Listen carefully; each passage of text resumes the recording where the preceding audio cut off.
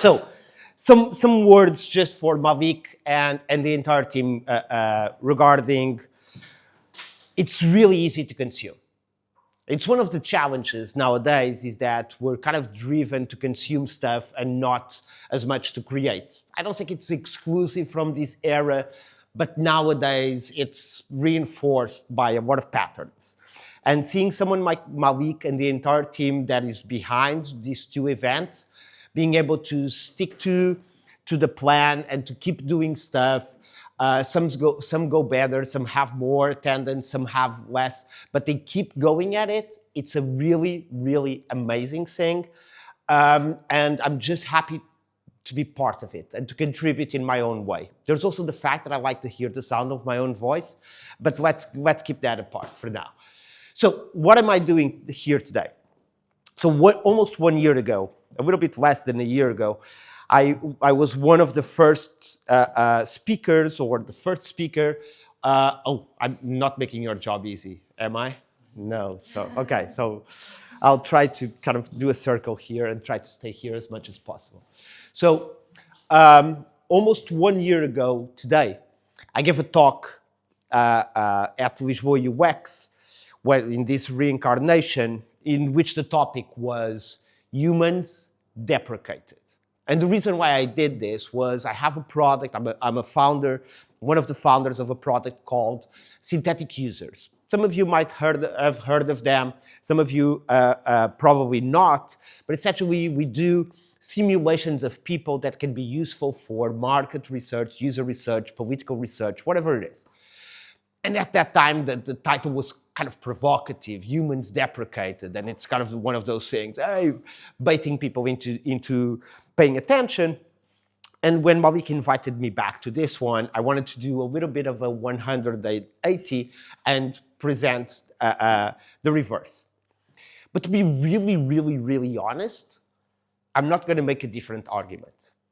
In the same way that last year, my argument was an individual right now has a lot more power because there are some stuff that was the purvey of specialists and only allowed for people who have big resources, but now you can do it in a different way.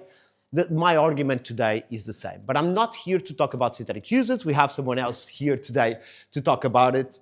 I'm here today to talk about AI agents. Right, fuck.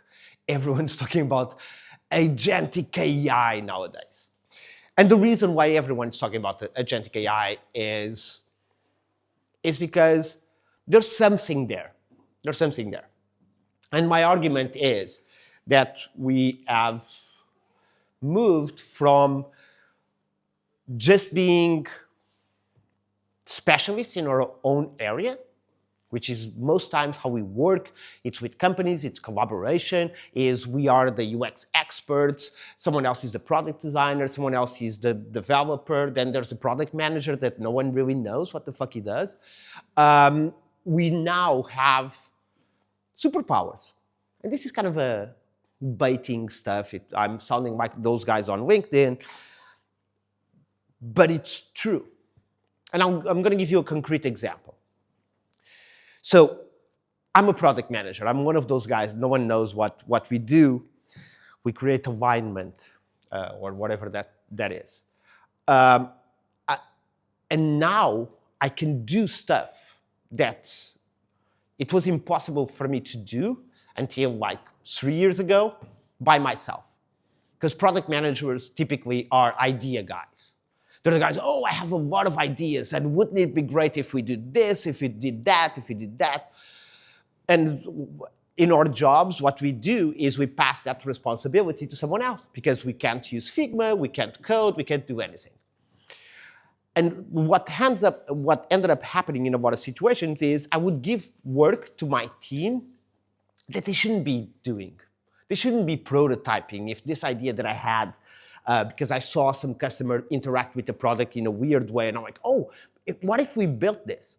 They shouldn't be the ones doing that. Now I'm the one who prototypes whatever stupid solution comes to my mind. And if I get some sense that that thing might have some real value, That's when I say, okay, I'm going to step back because now it's production codes and I can vibe code, but I can't do production code.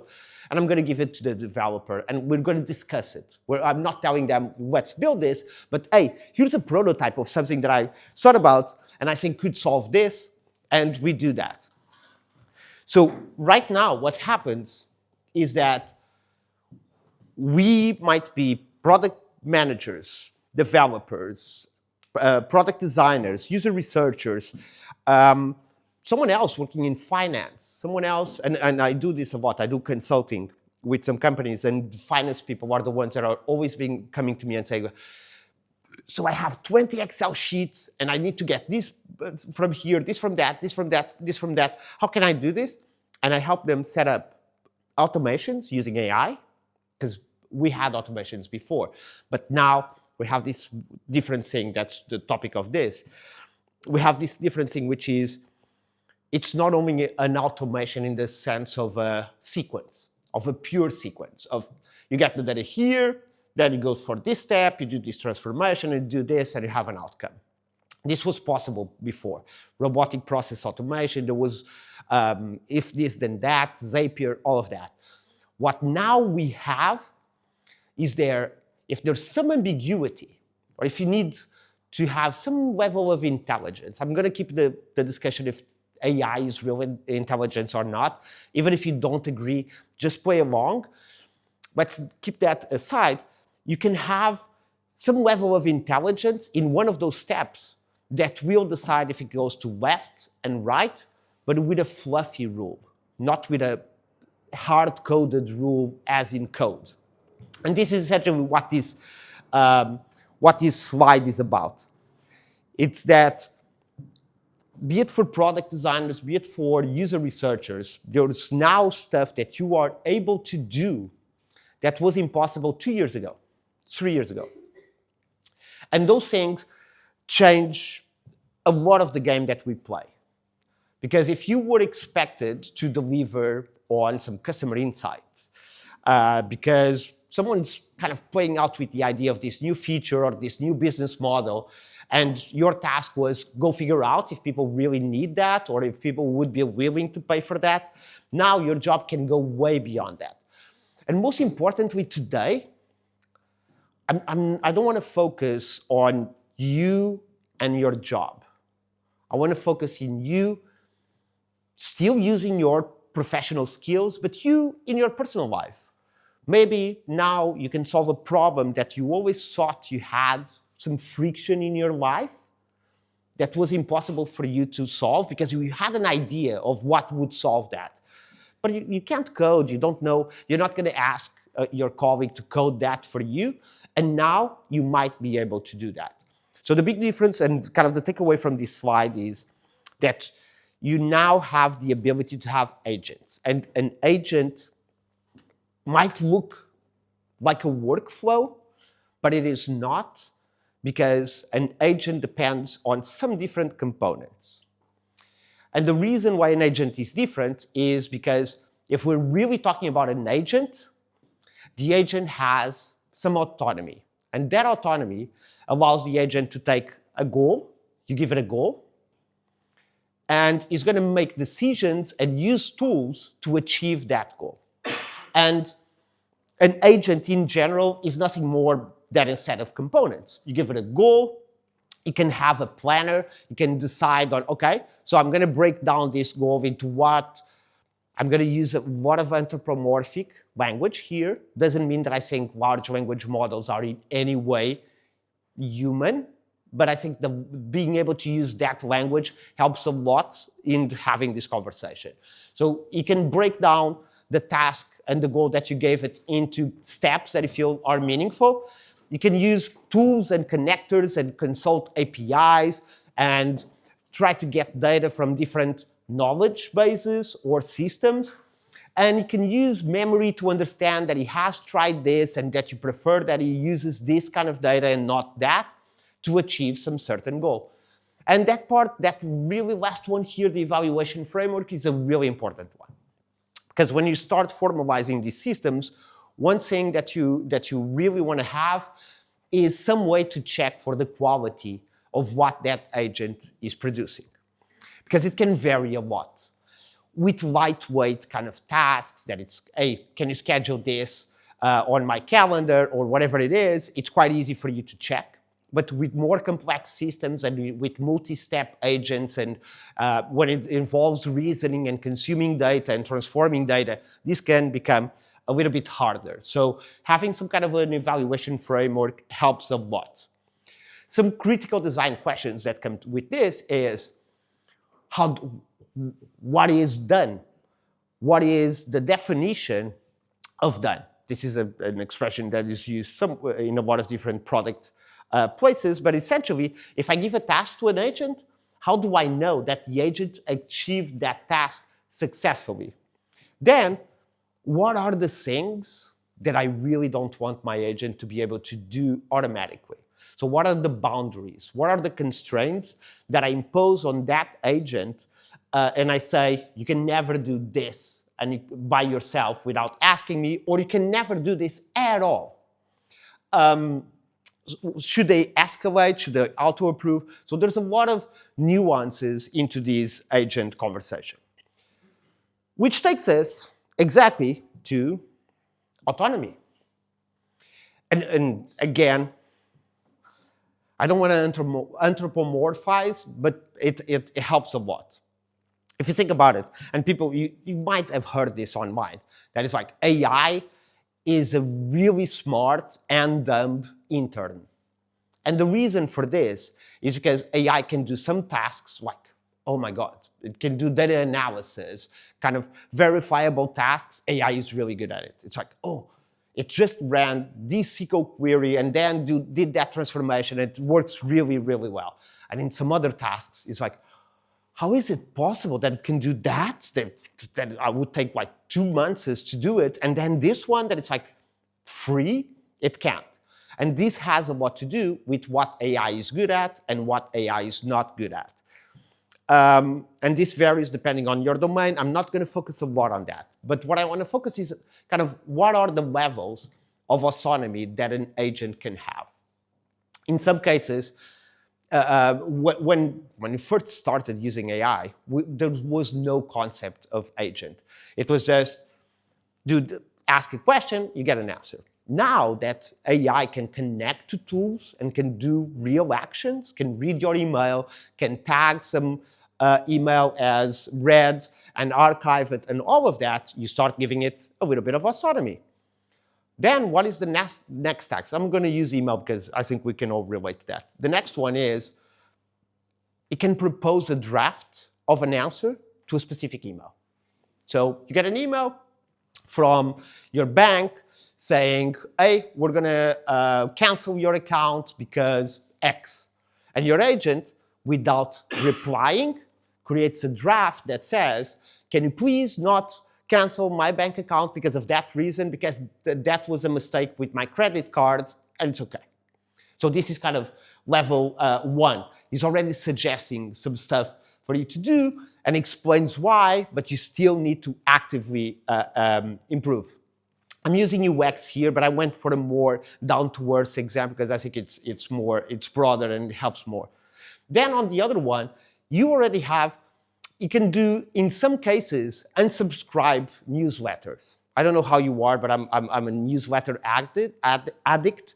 It's like, I see a subscribe now, and there I am, like a monkey, just pressing yes. I want more in my email. And then I ended up with this, hey, I need to unsubscribe. So I do have an agent that went through all my email and unsubscribed stuff. And I just let him do it. Because what I decided was I'm going to unsubscribe for all of them, from all of them, and then the ones I recall, I'm going to subscribe again. So I gave it autonomy.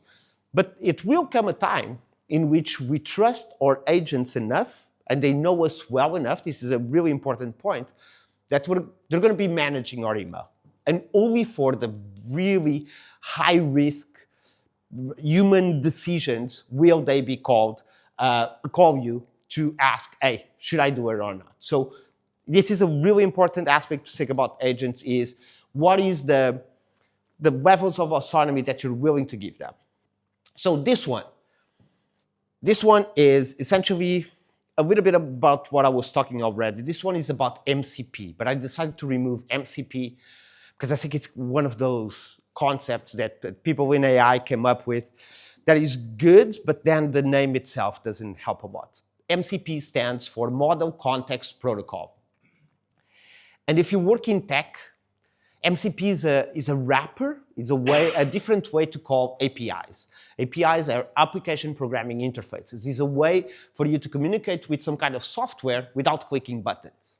You send pieces of code, and it replies back to you with the data you want or with the changes you want. And MCP, it's an extra layer on top of that that homogenizes how APIs work for AI agents. So what I'm saying that with the UX tool connection protocol, it's just a way of saying your agent will be able to talk with Figma. Will be able and say, can you show me all the frames that are in project X? And Figma replies with the frames. Can you create a new frame that says X and Y and has this design? And Figma does that. It can talk to Miro and say, can you create a shape on the board X that says this and that, and can you create something else? Or can you read what are the post-its in board Y? All of that. It can talk to Notion, it can talk to your email, it can talk to your calendar, it can talk to anything that the developer on the other side, the company on the other side decided that it would expose. And now, with, I don't know if you're aware, but OpenAI launched a browser. It's essentially a version of Chrome, but with agents there.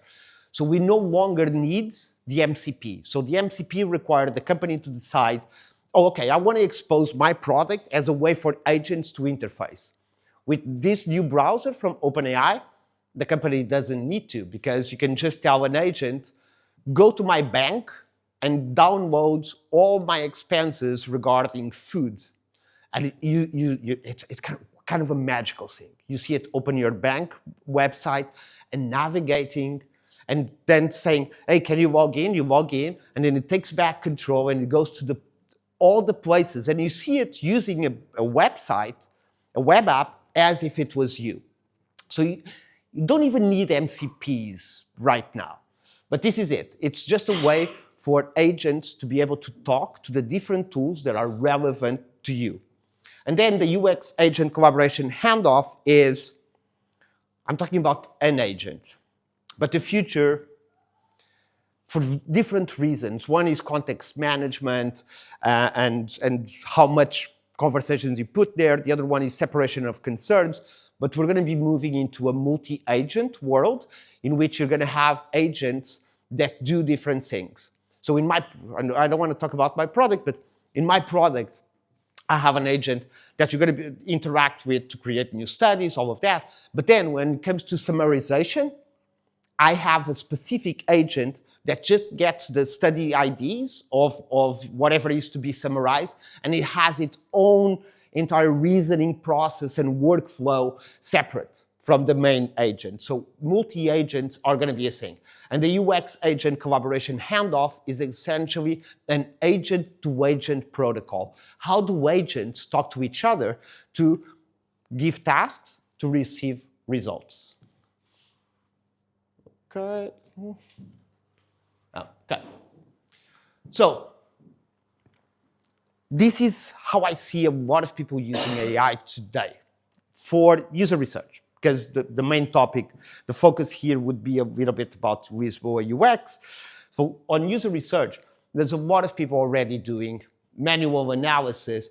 This is kind of the default. You do manual analysis, and you extract topics, you cluster them, all of that.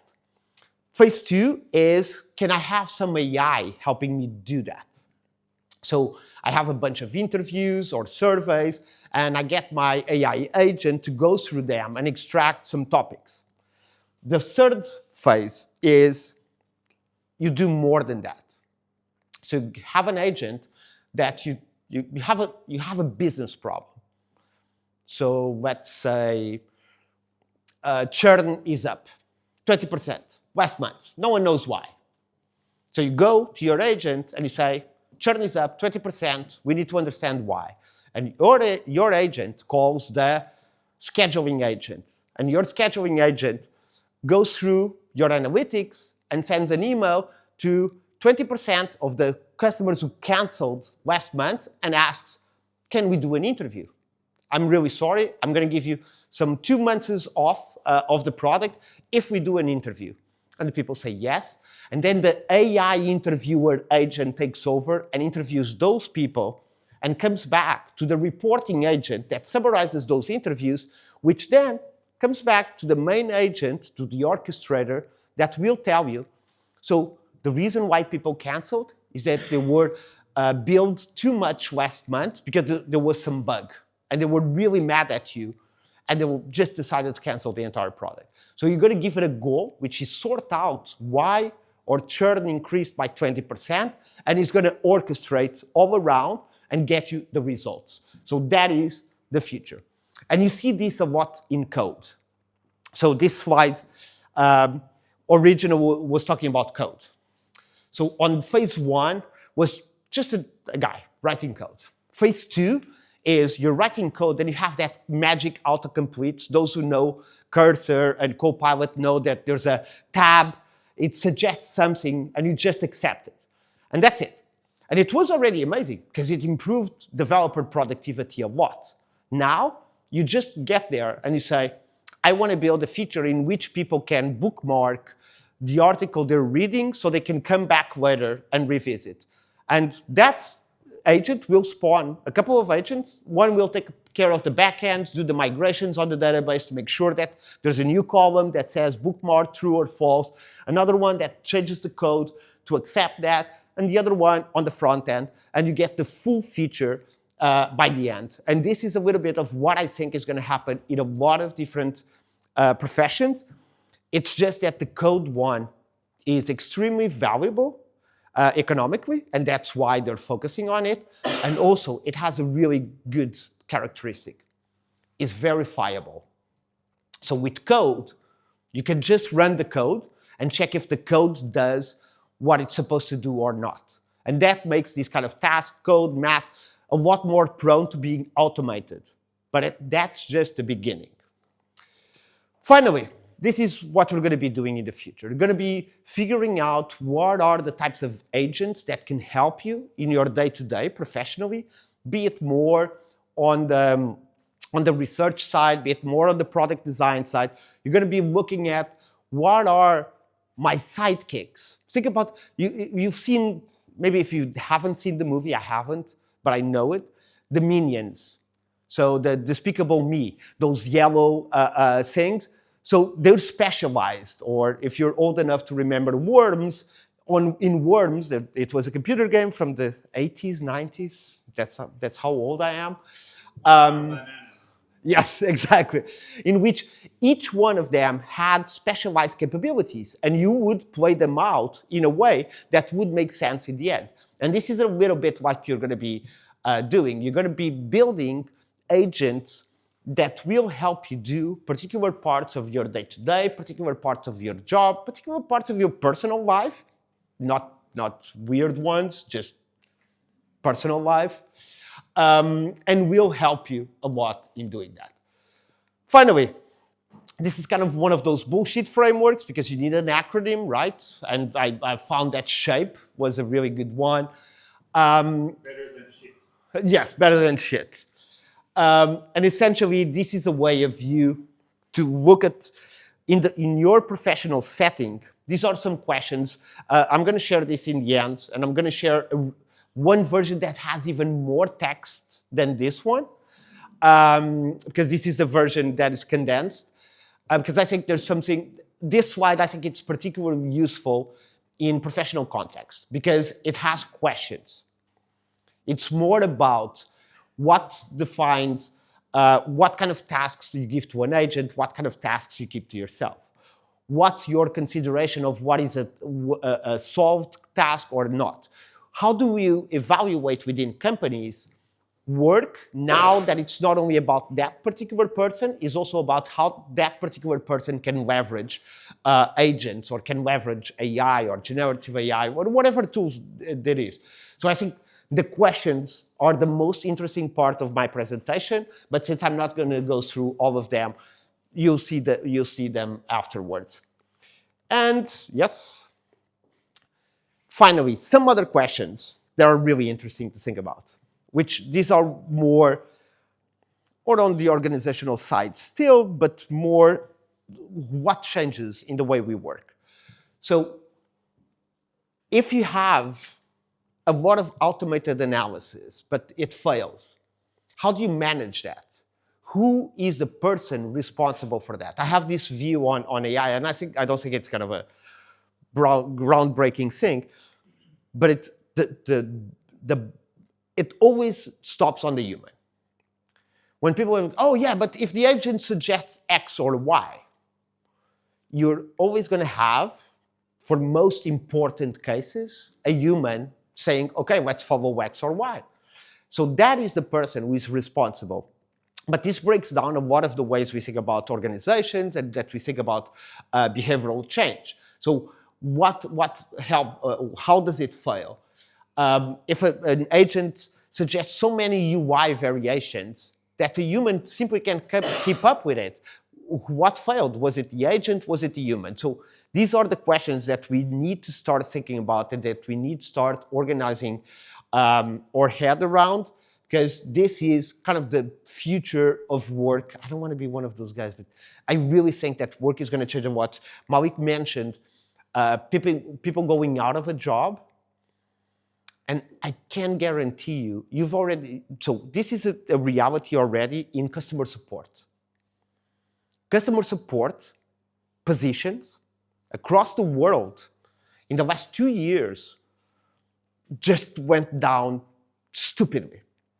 So if you are someone in India or in the Philippines that you're responsible to answer airline support tickets, you're now out of a fucking job because AI most times can do that job. And when it does, it can be argued, but depending on the level, in most times, it's not real AI. In most times, it's a shitty model, if it is a model, and not just a fucking workflow. Exactly. Because if you're willing to spend some money, you can build really good stuff. Before generative AI was a thing, you already had a lot of automation on that with intent detection and all of that. But now it's a completely new level. So there was a Portuguese company called Enbabel that did translation for customer service. I know because I worked there. And they missed the boat completely on this kind of automation. And Babel was in the really perfect place to say, oh my God, AI is coming for the job and not for the translation layer. And they missed the boat. And what happened is AI and Babel ended up closing, and we see a lot of automation going on. This all to say that we might feel that, oh no, but my job is different. Oh, be aware that as different as your job is, you're going to be impacted. So be aware, recognize that something different might be playing out, and think about, at least put some effort into thinking about what should you do or not. And that's it. So my recommendation is, if you haven't yet, try to figure out what is kind of the minimum thing that I can do in my role or in my day-to-day life in which I can test something like this, in which I can figure out, does it even work? Because you're going to be amazed. I tell this, we're a really small team. It's me, Kwame, my co-founder, and 2 developers, Artur and Tiago, which I love.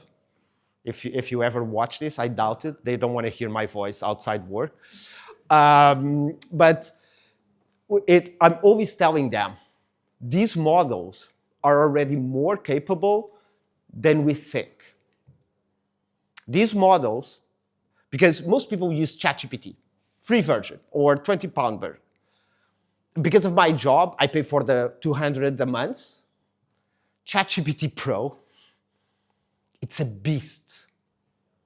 It's a beast.